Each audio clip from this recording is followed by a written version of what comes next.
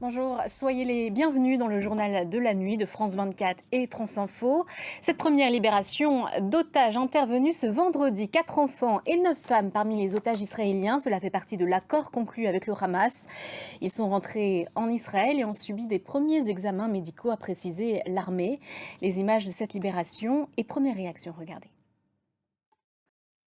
On vous le disait, c'est aussi un jour de libération pour 10 travailleurs thaïlandais et un Philippin qui était également en otage, mais ils ont fait l'objet de négociations séparées des otages israéliens. La correspondance de Constantin Simon depuis Bangkok.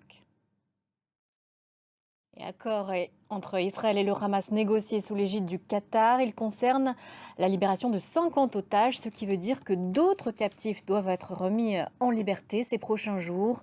En échange, des prisonniers palestiniens sont libérés. Ils étaient 39 ce vendredi. Les précisions de Serine B. Alors que les Gazaouis sont invités à ne pas retourner dans le nord de la bande, selon des informations que leur donne Sahel, cette trêve de 4 jours offre aux habitants et aux déplacés un peu de répit. C'est la première pause dans les bombardements depuis le début de la guerre il y a 7 semaines. Et cela permet d'augmenter l'aide humanitaire. Ce vendredi, Israël rapporte que 200 camions sont arrivés dans l'enclave par le point de passage de Rafah. Ils rapportent médicaments, nourriture, mais aussi essence. Thibaut Francesca.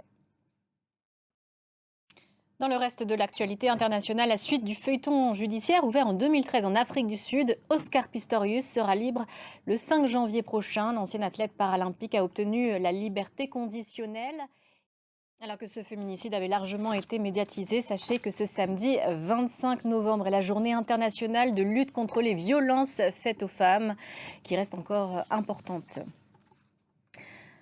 Un Black Friday compliqué pour Amazon pour cause de grève. Dans une trentaine de pays, les salariés d'Amazon étaient appelés à protester pour exiger de meilleures conditions de travail. Mouvement particulièrement suivi en Allemagne et au Royaume-Uni, comme nous l'explique Jules Boiteau.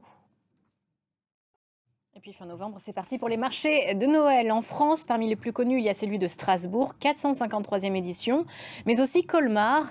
Et on s'intéresse de près aux commerçants qui composent ces marchés. Que vendent-ils? Comment sont-ils choisis? Quel est l'investissement qu'ils font? Élément de réponse.